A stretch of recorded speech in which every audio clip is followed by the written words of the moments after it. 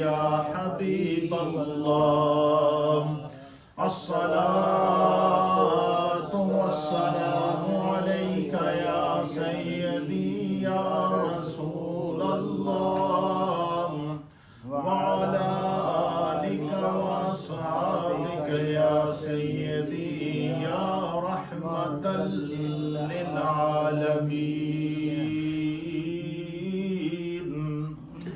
آمنت بالله وصدق الله مولانا العظيم وصدق رسوله النبي الأمين الكريم إن الله وملائكته يصلون على النبي يا أيها الذين آمنوا صلوا عليه وسلموا تسليما اللهم صل وسلم على سيد الأنبياء والمرسلين وعلى آله الطيبين وأصحابه الطاهرين أجمعين.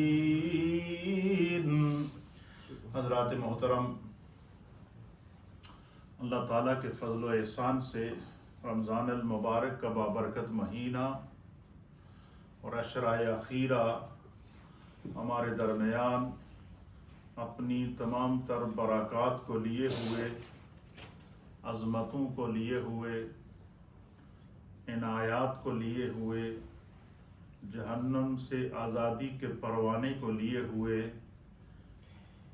اپنی برکات کے ساتھ موجود ہے. اللہ تعالیٰ زندگی کی ایسی ساعتیں ہمیں بار بار نصیب فرمائے. قرآن حکیم فرقان مجید میں اللہ رب العالمین نے 87 نمبر سورہ پارہ نمبر 30 اور سورۃ الاعلیٰ کے اندر اپنی شان کو اور اپنے اسماء الحسنہ کی فضیلت کو میرے رب نے خود بیان فرمایا ہے. اللہ فرماتا ہے سبح اسم ربک الاعلیٰ، اپنے رب کے نام سے تسبیح پڑھیے جو سب سے بلند ہے، سب سے بالا ہے، سب سے اعلیٰ ہے، سب سے اکبر ہے. فرمایا الذی خلق فسوی، جس نے مخلوق کو پیدا کیا اور پھر اس کو درست بنایا. والذی قدر فہدی، اور جس نے صحیح اندازہ کیا اور پھر ہدایت دی. والذی اخرج المرعی، جس نے چراگاہ بنائی. فجعلہ غثاء احویٰ، پھر تازہ گھاس کو خشک مائل بسیاہ کر دیا. سنقرئک فلا تنسیٰ، ہم عن قریب آپ کو قرآن پڑھائیں گے تو آپ نہیں بھولیں گے. الا ما شاء اللہ، مگر جو اللہ چاہے. انہ یعلم الجہر وما یخفی، وہ ہر ظاہر اور پوشیدہ کو جانتا ہے. وَنُيَسِّرُكَ لِلْيُسْرَىٰ، اور ہم آپ کے لیے سہولت کر دیں گے. فَذَكِّرْ إِن نَفَعَتِ الذِّكْرَىٰ، سو آپ نصیحت کرتے رہیں اگر نصیحت فائدہ دے. سَيَذَّكَّرُ مَن يَخْشَىٰ، عن قریب وہی شخص نصیحت قبول کرے گا جو اللہ سے ڈرتا ہے. وَيَتَجَنَّبُهَا الْأَشْقَىٰ، اور اس نصیحت سے بڑا بدبخت دور رہے گا. الَّذِي يَصْلَى النَّارَ الْكُبْرَىٰ، جو بڑی آگ میں جائے گا. ثُمَّ لَا يَمُوتُ فِيهَا وَلَا يَحْيَىٰ، پھر وہ اس میں نہ مرے گا نہ جیے گا. یعنی جب انسان جہنم کی آگ میں چلا جائے گا تو اس وقت اس کا مرنا اور جینا دونوں مشکل ہو جائیں گے.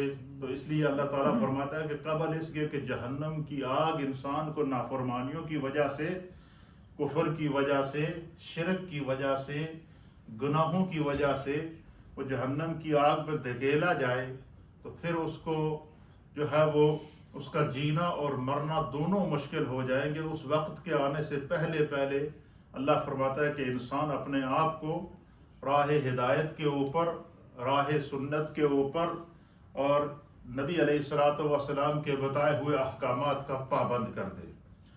فرمایا کہ قد افلح من یزکا، قد افلح من تزکا. فرمایا کہ بے شک جس نے اپنا باطن صاف کر لیا وہ کامیاب ہو گیا. وَذَكَرَ اسْمَ رَبِّهِ فَصَلَّى، اور اپنے رب کا کثرت سے ذکر کرتا رہا اور نماز پڑھتا رہا. بل تُؤْثِرُونَ الْحَيَاةَ الدُّنْيَا، فرمایا بلکہ تم دنیا کی زندگی کو ترجیح دیتے ہو. وَالْآخِرَةُ خَيْرٌ وَأَبْقَى، حالانکہ آخرت سب سے بہتر ہے اور وہی باقی رہنے والی ہے. کہ دنیا یہیں پر فنا ہو جائے گی، یہ سب کچھ یہیں رہ جائے گا، لیکن اے انسان تو دنیا کے اندر کھویا ہوا ہے، اپنی آخرت کو بھول چکا ہے جو ہمیشہ باقی رہنے والی ہے. اِنَّ هَذَا لَفِي الصُّحُفِ الْأُولَى، بے شک یہ نصیحت پہلے صحائف میں بھی ہر امت کو اللہ تعالیٰ ذکر کر چکا ہے، ہر امت کے لیے. صحف ابراہیم و موسیٰ، جو صحائف حضرت سیدنا ابراہیم علیہ السلام پر نازل ہوئے اور حضرت موسیٰ علیہ السلام پر نازل ہوئے. تو یہ پوری سورت جو ہے اس کی تقریباً 19 آیات ہیں. اس پوری سورت میں اللہ تعالیٰ انسان کو بار بار اس طرف متوجہ کر رہا ہے کہ انسان اپنے رب کی طرف لوٹا، اور قبل اس کے کہ تمہارے اوپر کوئی ایسا وقت آئے کہ پھر تم کچھ نہ کر سکو، تو فرمایا جو خدا نے تمہیں زندگی دی ہے اس زندگی کو دین کی طرف لے کر آؤ، اسلام کی طرف لے کر آؤ، قرآن کی طرف لے کر آؤ، رسول کریم کے بتائے ہوئے احکام کی طرف لے کر آؤ. اللہ تعالی ہم سب کو دین سمجھنے کی توفیق اور ہمت عطا فرمائے. آج چونکہ اس رمضان المبارک کا 1446 ہجری کا یہ لاسٹ جمعہ ہے، اس حوالے سے انشاءاللہ میں آج آپ کی خدمت میں صدقہ فطر، اس کے احکام، اس کی فضیلت اور احادیث کے اندر جو اس کے احکام اور قرآن کے اندر جو اس کے احکام بیان کیے گئے ہیں اس پر انشاءاللہ مختصر سے جتنا میرے پاس وقت ہے اس میں آپ تک اپنا پیغام کنوے کرنے کی کوشش کروں گا. اتنی بات یاد رکھیں کہ یہ جو صدقہ فطر ہے یہ اللہ رب العالمین نے غرباء کا حق روزہ داروں کے لیے مقرر کیا ہے. روزہ داروں کی طرف سے غرباء کے لیے ان کے روزوں کا حق مقرر کیا ہے. جس طرح ہم اپنے مال سے زکوٰۃ نکالتے ہیں تو مال کا حق ادا ہوتا ہے، اسی طرح ہم روزہ رکھتے ہیں تو جسم کا حق ادا ہوتا ہے. اور اسی طریقے سے جب ہم روزے اپنے 30 یا 29 روزے پورے کرنے کے بعد جب فطرہ ادا کرتے ہیں تو جو روزہ ہم نے رکھا ہوتا ہے اس روزے کا حق ادا ہو جاتا ہے. اس لیے اللہ تعالیٰ نے کچھ حقوق مقرر کیے ہیں، جیسا کہ میں اپنے گزشتہ دروس کے اندر میرا جو اس رمضان کے جو دروس ہوئے تھے اس کے میرے پہلے 5 درس صرف حقوق کے اوپر ہوئے تھے کہ اللہ تعالیٰ نے کون کون سے حقوق ہمارے ذمہ لگائے ہیں، کون کون سے فرائض ہمارے ذمہ لگائے ہیں، کون کون سی ذمہ داریاں ہمارے ذمہ لگائی ہیں. اس لیے بندہ مومن جو ہے جسے اللہ تعالیٰ نے ایمان کا نور عطا فرمایا ہے اسے ہر لمحہ، ہر گھڑی اور ہر معاملے میں اللہ کے دین کو فالو کرنا ہے، شریعت کو فالو کرنا ہے، اسلام کو فالو. آجی صاحب کو آئے نماز کا ٹائم نہیں آیا، زوال تھوڑا ویٹ کرو. اچھا نہیں اجے نہیں ویٹ کرو، سنتوں کا ٹائم دیا جائے گا سب کو.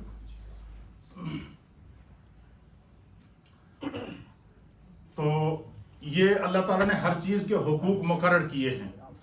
پھر جو ہے وہ روزے کا حق صدقہ فطر کی صورت میں اللہ رب العالمین نے مقرر کیا ہے، اور باقاعدہ اس کا جو ہے وہ علت بھی بیان کی ہے کہ جو بندہ روزے رکھ کر بسا اوقات انسان سے بے احتیاطی ہو جاتی ہے، انسان کے منہ سے کوئی گالم گلوچ نکل جاتا ہے، یا انسان کے منہ سے کوئی ایسی نافرمانی کی بات نکل جاتی ہے، یا انسان کے منہ سے کوئی ایسا جملہ نکل آتا ہے جو بظاہر جو ہے وہ شریعت کے اور اسلام کے خلاف ہو، کوئی ایسا انسان کے جسم سے دانستہ، انسان کے منہ سے کوئی دانستہ یا نادانستہ عمدن یا خطاً کوئی ایسا گناہ سرزد ہو جائے انسان سے جس کا ایفیکٹ اس کے روزے پہ پڑتا ہو اور اس کو پتہ نہ چلا ہو، تو اس لیے نبی علیہ الصلوۃ والسلام نے فرمایا کہ تم کیا کرو، اپنے روزوں کا فدیہ ادا کرو، اور فرمایا کہ فطرہ ادا کرو۔ جب تم فطرہ ادا کرو گے تو پھر کیا ہوگا؟ فرمایا کہ اللہ رب العالمین اس روزے کے اس فطرے کے بدلے میں تمہارے ان روزوں کا کفارہ تمہیں جو ہے وہ تمہاری طرف سے ادا ہو جائے گا اور تمہارے روزے محفوظ ہو جائیں گے۔ ایک حدیث کے مطابق نبی علیہ الصلوۃ والسلام نے فرمایا کہ اللہ تعالیٰ نے روزہ داروں کے روزے کا جو فطرہ مقرر کیا ہے، فرمایا کہ یہ روزوں کی مقبولیت کا اللہ کی طرف سے ایک سمجھ لے بہانہ ہے۔ نبی علیہ الصلوۃ والسلام کی ایک حدیث ہے، حضور نے فرمایا کہ انسان کے روزے رمضان کے اندر کی جانے والی عبادات یہ آسمان اور زمین کے درمیان معلق ہوتی ہیں، لٹکی ہوئی ہوتی ہیں تا وقتے کہ وہ اپنا فطرہ ادا کر لے۔ فرمایا جب وہ فطرہ ادا کر لیتا ہے تو اس کے لیے رحمت کے دروازے کھل جاتے ہیں، اس کے روزے، اس کی نمازیں، اس کی عبادات، اس کی تسبیحات، اس کی تحلیلات اللہ کی بارگاہ میں قبول ہو جاتی ہیں، حالانکہ اللہ تعالیٰ کو فطرے کی ضرورت نہیں ہے۔ قرآن کریم میں اللہ تعالیٰ نے فرمایا کہ جو لوگ اللہ کے راستے میں جانور کو قربان کرتے ہیں، اللہ فرماتا ہے کہ لَن يَنَالَ اللَّهُ لُحُومُهَا وَلَا دِمَاؤُهَا، اللہ تعالیٰ کو نہ تو تمہارے جانور کا گوشت پہنچتا ہے، نہ تمہارے جانور کا خون پہنچتا ہے۔ فرمایا نہ خون پہنچتا ہے جانور کا، نہ گوشت پہنچتا ہے۔ اللہ کھانے سے پاک ہے، اللہ پینے سے پاک ہے، اللہ سونے سے پاک ہے۔ تو فرمایا اللہ تعالیٰ کو ان چیزوں کی ضرورت نہیں ہے، وَلَٰكِن يَنَالُهُ التَّقْوَىٰ مِنْكُمْ، وہ تو یہ دیکھتا ہے کہ میرے اس بندے کے اخلاص کی کیا پوزیشن ہے، میرے اس بندے کی تقوی کی کیا پوزیشن ہے۔ تو فرمایا کہ جب بھی قربانی کرو تو خوش دلی سے کرو۔ نبی علیہ السلام نے فرمایا کہ جب بھی صدقہ دو تو خوش دلی کے ساتھ کرو، جب بھی زکوٰۃ نکالو اپنے مال سے تو کھلے دل سے نکالو۔ فرمایا جب بھی تم فطرہ ادا کرو تو کھلے دل سے ادا کرو۔ اس لیے فرمایا کہ یہ وہ اعمال ہیں جو یہ اصل میں اللہ کی طرف سے حکم کو فالو کرنا ہے، اس کی اطاعت کرنی ہے۔ ہمیں کسی بھی معاملے کی حکمت سمجھ میں آئے یا نہ آئے، ہمیں اس کو فالو کرنا ہے۔ مثلا امیر المؤمنین خلیفۃ المسلمین حضرت سیدنا عثمان غنی رضی اللہ تعالی عنہ کا دور خلافت تھا۔ آپ ایک قافلہ لے کے جا رہے تھے، ساتھ میں صحابہ اکرام کی ایک پوری جماعت تھی، پورا ایک قافلہ ایک جگہ سے دوسری جگہ جا رہا تھا۔ ایک جگہ سے گزر ہوا حضرت عثمان غنی نے ہاتھ کے اشارے سے قافلے کو روک دیا۔ اب قافلہ روکا، عثمان غنی رضی اللہ تعالیٰ عنہ جو اپنی گھوڑے کے اوپر سوار تھے، آپ نے اپنے گھوڑے کو تھوڑی سی کک لگائی، لگانے کے بعد اس کو آگے کیا، اور وہاں پر ایک چبوترا سا بنا ہوا تھا، ایک مٹی کا ٹیلا سا بنا ہوا تھا، ایک جگہ تھی۔ آپ نے اس گھوڑے کو وہاں پر 3 چکر لگوائے۔ جب 3 چکر لگانے کے بعد تھوڑی دیر رکے اور پھر کہا چلو چلیں، قافلہ چلنا شروع ہو گیا۔ تو کسی نے سوال کیا کہ یا امیر المؤمنین، یہاں سے آپ نے ایک دم قافلہ روکا اور یہاں آپ نے 3 چکر لگائے، اس میں کیا حکمت ہے؟ امیر المؤمنین سیدنا عثمان غنی رضی اللہ تعالیٰ عنہ نے فرمایا حکمت کا تو مجھے پتہ نہیں، مجھے نہیں پتا اس میں کیا حکمت ہے، البتہ اتنا یاد ہے کہ میں رسول اللہ صلی اللہ علیہ وسلم کے ساتھ ایک دفعہ قافلے میں جا رہا تھا، تو یہاں پر میرے آقا علیہ الصلوۃ والسلام نے اپنے گھوڑے پر 3 چکر لگائے تھے، میں تو رسول اللہ کی ادا کو ادا کر رہا ہوں۔ اس لیے شریعت سراسر کس چیز کا نام ہے؟ اطیعوا اللہ و اطیعوا الرسول۔ اس میں عقل کا دخل نہیں ہے، آج کل کی فلسفی پیدا ہو گئی نا جی، جانوروں کو ذبح کرتے ہو، قربانیاں کرتے ہو، خون بہاتے ہو، لاکھوں کی تعداد میں جانوروں کو ذبح کرنے کا کیا فائدہ ہے؟ تم اس کی جگہ غریبوں کو پیسے دے دو۔ نہیں، ہمارا کام ہے اللہ کا جو حکم ہے اس کو فالو کرنا۔ حضرت ابراہیم علیہ السلام سے بڑی عقل کسی کی تھی؟ وہ کہہ سکتے تھے نا کہ بھائی میرا ایک ہی بیٹا ہے، دعائیں مانگ مانگ کے لیا ہے، میں اس کی گردن پہ کیسے چھری چلاؤں؟ لیکن اللہ کی اطاعت کے اندر تھے، خدا نے بیٹا بھی بچا لیا، قیامت تک کے لیے اطاعت کا مطلب بھی سمجھا دیا۔ اس لیے میرے دوستو، جب بھی آپ کو کوئی مسئلہ بتایا جائے کہ یہ حکم شرع ہے تو اس میں پھر ہماری عقل ختم ہو جاتی ہے۔ وہاں پر ہم نے عقل کو فالو نہیں کرنا ہے، شریعت کو فالو کرنا ہے۔ ہم نے کسی فلسفی کو فالو نہیں کرنا ہے، شریعت کو فالو کرنا ہے۔ ہم نے کسی منکر کو فالو نہیں کرنا ہے، شریعت کو فالو کرنا ہے۔ ہم نے کسی منکر حدیث کو فالو نہیں کرنا ہے، شریعت کو فالو کرنا ہے۔ ہم نے کسی منکر قرآن کو فالو نہیں کرنا ہے، شریعت کو فالو کرنا ہے۔ کیوں؟ اللہ کا مطلق حکم ہے، اطیعوا اللہ و اطیعوا الرسول، اللہ کی اطاعت کرو اور اس کے رسول کی اطاعت کرو۔ اللہ رب العالمین نے قرآن کے اندر ارشاد فرمایا، پارہ نمبر 4 کی پہلی آیت، اللہ فرماتا لن تنالوا البر حتی تنفقوا مما تحبون، فرمایا کہ ہرگز نیکی کے کامل درجے کو نہ پا سکو گے تا وقت کہ تم اللہ کی راہ میں وہ مال خرچ کرو جو تمہیں سب سے زیادہ محبوب ہو۔ اب اللہ کے راستے میں مال خرچ کرنے کی علت اللہ نے کیا بیان کی؟ وہی کے ذریعے کہ اللہ دے راستے او مال دیو جڑا تانوں چنگا لگے۔ تو ہمارا مزاج کا بن گیا جڑے کم تو فارغ ہوئے گا وہی ہم اللہ کے راستے میں دیں گے۔ حضرت آدم علیہ السلام کے 2 بیٹے تھے، ایک کا نام تھا حابیل اور ایک کا نام تھا قابیل۔ اللہ کی طرف سے دونوں کو حکم ہوا۔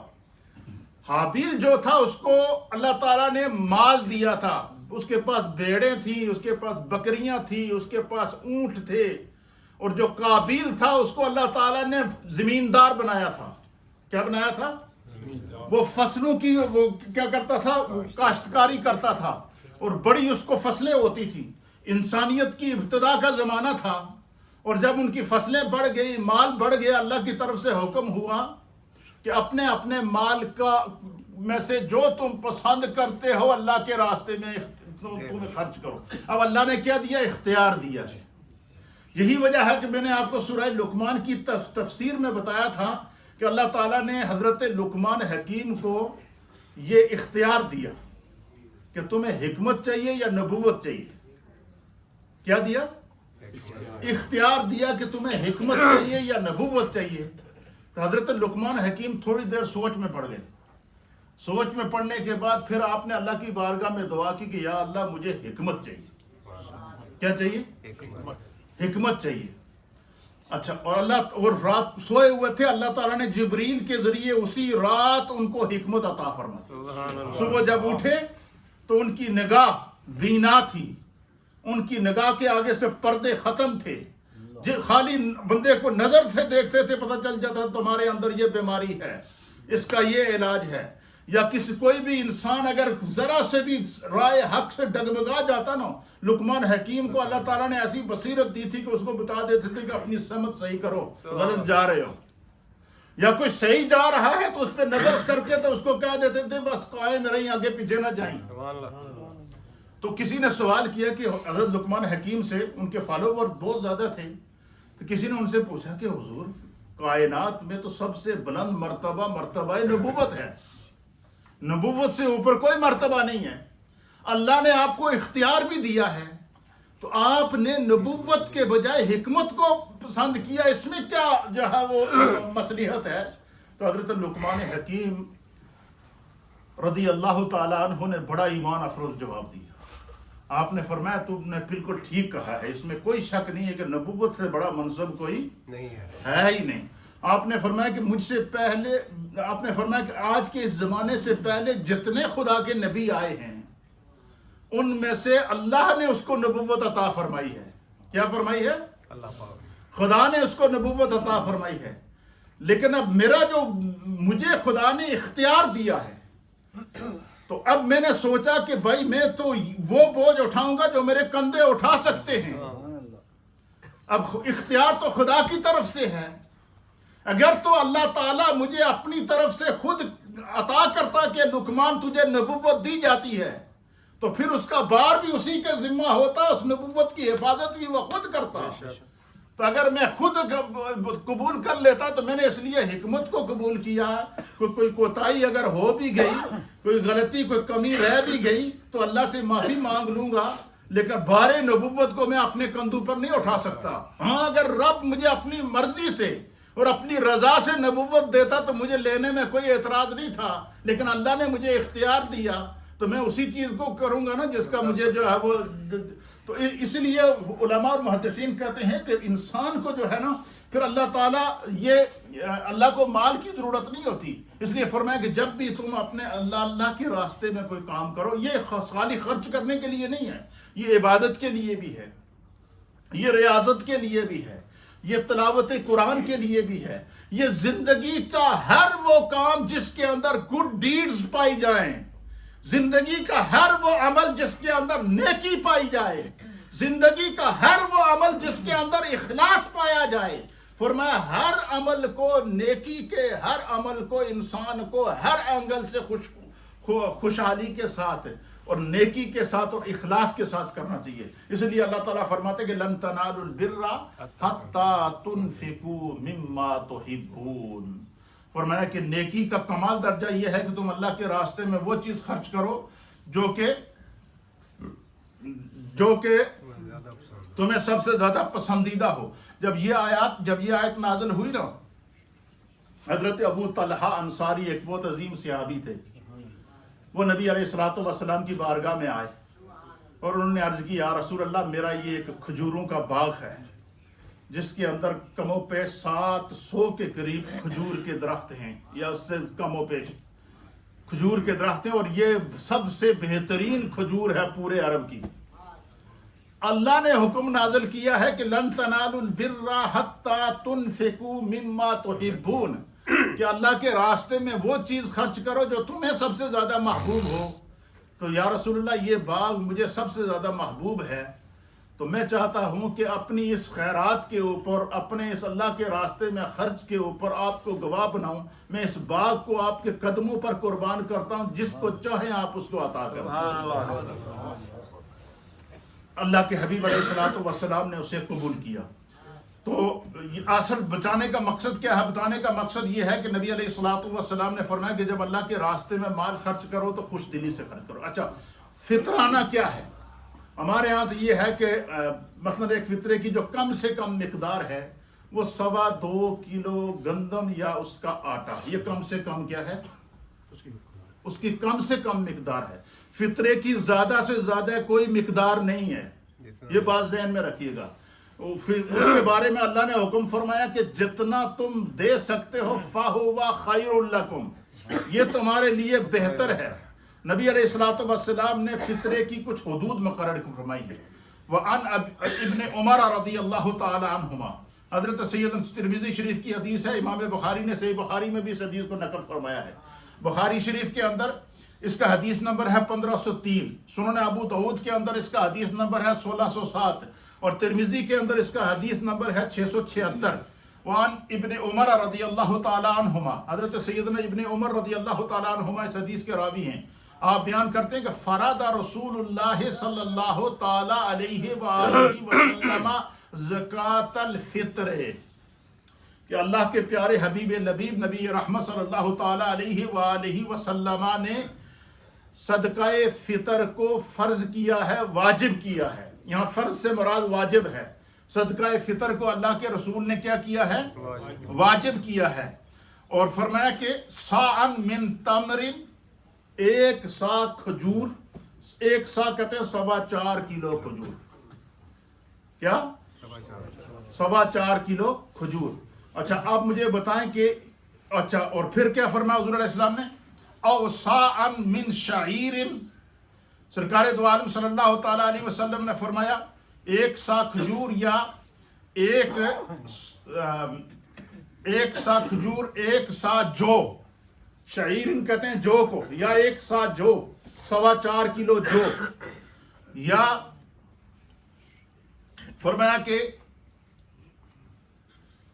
علی العبد والحر والذکر والانثی، بندہ مومن کے اوپر چاہے وہ مرد ہو یا عورت ہو، صغیر ہو یا کبیر ہو، چھوٹا ہو یا بڑا ہو. چھوٹے سے مراد یہ ہے کہ جو صاحب نصاب گھر کا سربراہ ہے وہ اپنے نابالغ بچوں کے اور بچیوں کی طرف سے بھی فطرہ ادا کرے گا. حتیٰ کہ یہاں تک اب فطرے کے نصاب میں اور زکوٰۃ کے نصاب میں فرض کیا ہے؟ زکوٰۃ کا نصاب کے بارے میں یہ ہے کہ مثلاً آپ کے پاس اتنی رقم موجود ہے، پورا سال آپ نے اپنے سارے اخراجات نکالنے کے بعد، اپنے بچوں کا خرچ نکالنے کے بعد، اپنی ضرورتیں پوری کرنے کے بعد اگر بعد میں آپ کے پاس رقم بچتی ہے تو اس میں سے آپ جو ہے 100 میں سے 2.5% کیا کریں گے؟ زکوٰۃ ادا کریں گے. لیکن فطرے کے لیے یہ قانون نہیں ہے. فطرے کے لیے یہ قانون ہے کہ مثلاً ایک بندہ اگر عید والے دن صبح فجر کے وقت وہ صاحب نصاب ہوگا تو وہ اسی وقت فطرہ ادا کرے گا. وہ کیا کرے؟ اس کے اوپر سال گزرنا ضروری نہیں ہے. فرمایا کہ یہ جو ہے وہ اللہ تعالیٰ نے اس کو تمہارے اوپر واجب کیا ہے، 1 سا کھجور کو یا 1 سا جو کو ہر غلام پر، آزاد پر، مرد پر، عورت پر، چھوٹے پر، بڑے پر. اور آپ نے یہ حکم دیا ہے کہ لوگ عید کی نماز سے پہلے فطرہ ادا کریں. کیا کریں؟ اب مجھے بتائیں، پہلی عید کی نماز سے پہلے کی قید حضور نے کیوں لگائی ہے؟ تاکہ کم از کم رمضان میں آپ کسی ایسے غریب تک تو وہ پہنچا دیں نا کہ وہ ان کی عید تو ہو جائے. پھر نبی علیہ السلام نے دوسری حدیث میں فرمایا کہ جو لوگ عید کی نماز سے پہلے فطرہ ادا نہیں کرتے اور عید کی نماز پڑھنے کے بعد فطرہ ادا کیا، فرمایا وہ فطرہ ادا نہیں ہوگا، وہ عام صدقات میں سے ایک صدقہ ہوگا. کیوں؟ کہ اللہ کے حبیب علیہ السلام نے قید لگائی ہے کہ عید سے پہلے ضرورت مندوں تک وہ پہنچا دو. اچھا، ہمارے ہاں جو وہ جب عید کے لیے نکلتے ہیں تو اس وقت بانٹتے آتے ہیں یا اس وقت دیتے ہیں. کوشش یہ کریں کہ باقاعدہ تحری کریں کہ ہمارے خاندان کے کتنے لوگ ہیں جن کی طرف سے ہم نے فطرہ ادا کرنا ہے، وہ پہلے بھیج دیں. کسی ضرورت مند کی ضرورت پوری ہو جائے، کسی کی ضرورت پوری ہو جائے، اس لیے وہ وقت سے پہلے اس فطرے کو ادا کرنا چاہیے. نبی علیہ السلام نے باقاعدہ صحیح بخاری کے اندر اس کی قید لگائی ہے. دوسری حدیث وعن ایاز بن عبداللہ بن سعد بن سراج العامری رضی اللہ تعالیٰ عنہ عن ابی سعید الخدری رضی اللہ تعالیٰ عنہ یقول کننا نخرج زکاة الفطر صاعا من طعام او صاعا من شعیر او صاعا من تمر او صاعا من عقد او صاعا من زبیب. اللہ اکبر. نبی علیہ السلام حضرت ابو سعید خدری فرماتے ہیں کہ حضرت ابو سعید خدری کہتے ہیں کہ ہم صدقہ فطر 4 کلو گرام گندم دیتے تھے، 4 کلو گرام جو دیتے تھے، 4 کلو گرام پنیر میں سے دیتے تھے اور 4 کلو گرام کشمش میں سے دیتے تھے. کیا مطلب؟ یہ اس دور کی سب سے مہنگی پروڈکٹ ہوتی تھی. اس دور کے اندر کیا ہوتی تھی؟ اچھا، اس کا یہ بیان کرنے کا مقصد کیا ہے؟ ان تمام احادیث کو لکھنے کے بعد علماء نے اس کی شرح کے اندر لکھا ہے کہ اس میں ہمیں یہ اختیار دیا جا رہا ہے کہ جس شخص کو اللہ تعالیٰ نے جتنی حیثیت دی ہے وہ اپنی حیثیت کے مطابق فطرہ ادا کرے. کیوں؟ اللہ تعالیٰ نے قرآن میں فرمایا لا یکلف اللہ نفسا الا وسعها. اللہ تعالیٰ کسی جان کو اس کی وسعت سے زیادہ تکلیف نہیں دیتا. آپ دیکھیں کوئی ایک غریب آدمی ہو، کسی بستی میں ہو، اس کو اگر بخار ہوگا یا سر میں درد ہوگا تو وہ ڈسپرین سے ٹھیک ہو جائے گا. اور کوئی بہت بڑا سیٹ ہو، ارب پتی ہو، کھرب پتی ہو، اس میں سر میں درد ہوگا تو وہ کسی وی آئی پی اسپتال میں جائے گا، پہلے 5000 روپے کی جو فیس ڈاکٹر کو دے گا، پھر اس کے بعد اس سے نسخہ لکھوائے گا، وہ ڈاکٹر بھی اس کے مطابق نسخہ لکھے گا، پھر جناب وہ صاحب 10,000 20,000 50,000 کی دوائی لے کر آئیں گے، پھر جا کر آرام ملے گا. اس لیے فرمایا کہ یہ جو صدقہ فطر ہے، یہ ہر انسان کو پتا ہے کہ میرا لائف سٹائل کیا ہے. اس کو میں اور آسان کر دوں، یہ جو 4 5 6 قسم کی نبی علیہ الصلوۃ والسلام نے فطرہ ادا کرنے کی مدات بیان کی ہے، اس کا معنی یہ ہے کہ ہر انسان اپنے لائف سٹائل کے مطابق فطرہ دے. اچھا، جتنا آپ اللہ کے راستے میں غربا کی، ضرورت مندوں کی، مسافروں کی، مدارس کے طلباء کی خدمت کریں گے، کیا ہوگا؟ اللہ فرماتا ہے فَهُوَ خَيْرٌ لَكُمْ، یہ تمہارے لیے اس میں کیا ہے؟ بہتری ہے، اس میں خیر ہے، اللہ تعالیٰ اور بڑھا کر دے گا، کیونکہ وَاللَّهُ يَرْزُقُ مَن يَشَاءُ بِغَيْرِ حِسَابٍ. تیسری حدیث وعن نافع، حضرت نافع رضی اللہ تعالیٰ عنہ اس حدیث کے راوی ہیں، کہتے ہیں کہ ان عبداللہ ابن عمر قال امر النبی صلی اللہ تعالی علیہ وآلہ وسلم بزکاة الفطر.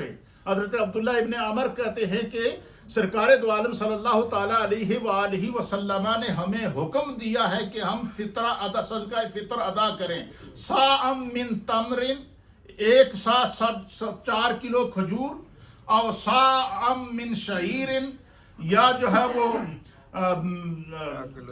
4 کلو جو، یا پھر جو ہے وہ پنیر، یا پھر جو ہے وہ کشمش، اس میں سے جس کو جو تمہارے اختیار میں ہے. پھر اسی طریقے سے ایک روایت کے مطابق فرمایا کہ وہ 2 کلو گندم کا آٹا بھی، اچھا 2 کلو گندم کا آٹا، 2.25 کلو گندم یا اس کا آٹا، یہ مقدار کیوں مقرر کی گئی ہے؟ یہ جو متوسط طبقے کے لوگ ہیں، جن کی انکم کم ہے، وہ اتنی زیادہ ادا نہ کر سکیں، تو ان کو شریعت نے یہ اختیار دیا ہے کہ وہ کیا کریں، وہ 2.25 کلو. لیکن یہاں پر امیر غریب سارے پوچھتے ہیں جی امام صاحب فطرہ کتنا ہے جی؟ ہاں جی بس جی وہ فطرہ ادا کرو. ہاں، جو شریعت کا حکم ہے وہ یہ ہے کہ جس کو خدا نے جتنی طاقت دی ہے، جتنی استطاعت دی ہے، جو اس کا لائف سٹائل ہے، آسان ترجمہ سمجھ لیں، اپنے لائف سٹائل کے مطابق فطرہ ادا کریں. اس میں اللہ تعالیٰ نے خیر رکھی ہے، برکت رکھی ہے. اس سے غربا کا، ضرورت مندوں کا عید کے دن ان کے لیے بھی اچھی عید ہو سکتی ہے. پھر اسی طریقے سے ایک اور روایت کے مطابق نبی علیہ الصلوۃ والسلام نے فتاوی عالمگیری کے اندر ہے کہ جو ہے وہ ان احادیث کی روشنی کے اندر فرمایا کہ صدقہ فطر 4 اشیاء پر میں واجب ہے، جن میں گندم ہے، جو ہے، کشمش ہے، اور جو ہے وہ پنیر ہے.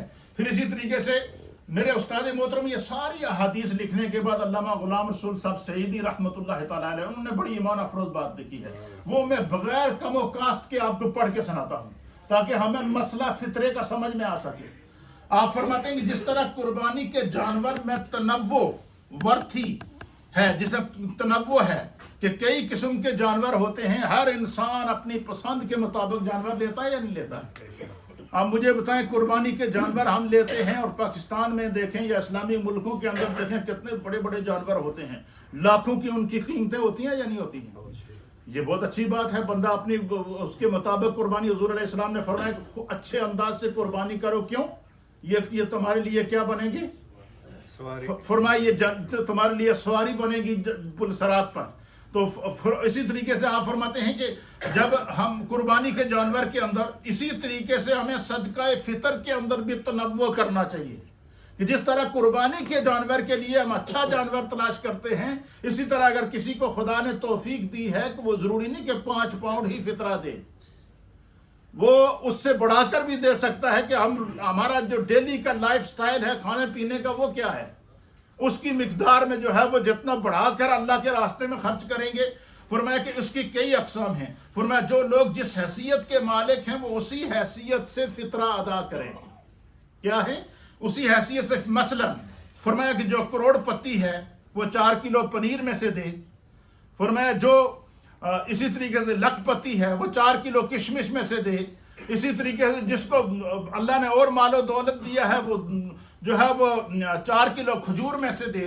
اور جو ہزاروں میں یا متوسط قسم کی آمدنی ہے وہ 2.25 کلو گندم میں سے دے. تو یہ شریعت نے ہم سب کو اختیار دیا ہے. اب یہ اور ساتھ میں حضور نے یہ بھی فرما دیا فَاتِّبُوا بِهَا نَفْسًا، خوش دلی نال دیو، جے چاہے 2 کلو وچوں دیو یا بڑھا کے دیو. اب یہ اب اختیار ہمیں مل گیا. تو اس لیے اپنے لائف سٹائل کے مطابق کوشش کریں کہ فطرہ ادا کریں، اور فطرہ ادا کرنا انتہائی ضروری اور لازمی ہے۔ نبی علیہ الصلوۃ والسلام نے فرمایا کہ جو شخص فطرہ ادا نہیں کرتا وہ کیوں ضروری ہے فطرہ ادا کرنا؟ آخری حدیث وعن ابن عباس رضی اللہ تعالیٰ عنہ، حضرت سیدنا ابن عباس رضی اللہ تعالیٰ عنہ بیان کرتے ہیں کہ حضور علیہ السلام نے فرمایا کہ فطرہ کیوں تم پہ واجب کیا گیا، اس میں علت کیا ہے؟ فرمایا کہ قال فرض رسول اللہ صلی اللہ تعالی علیہ وآلہ وسلم زکوٰۃ الفطر، حضور علیہ الصلوۃ والسلام نے فطرانے کو واجب قرار دیا ہے، کیوں؟ طہرۃ للصائم، تاکہ روزہ دار کے روزے پاک ہو جائیں۔ سبحان اللہ۔ کیا ہو جائیں؟ روزہ دار کس سے پاک ہو جائیں؟ من اللغو والرفث والطعمۃ، فرمایا کہ بندہ روزے کی حالت میں کسی کو کوئی گالم گلوچ کر دیتا ہے، کبھی کسی سے غصہ ہو جاتا ہے، اور افطاری کے ٹائم تے ویسے بھی بندے نوں بہانے دی تلاش ہوتی ہے، ایتھے میں تکدا رہندا باوے ٹکراندے رہندے ایک دوجے دے نال۔ تو فرمایا کہ آپس میں ایک دوسرے کے ساتھ بد کلامی ہو جائے، یا کوئی دوست کسی دوست سے کسی وجہ سے زور سے بول گیا، یا کسی نے کسی کو گالم گلوچ کر دی، یا کسی کا صبر کا پیمانہ لبریز ہو گیا تو وہ گناہ کے زمرے میں آ گیا۔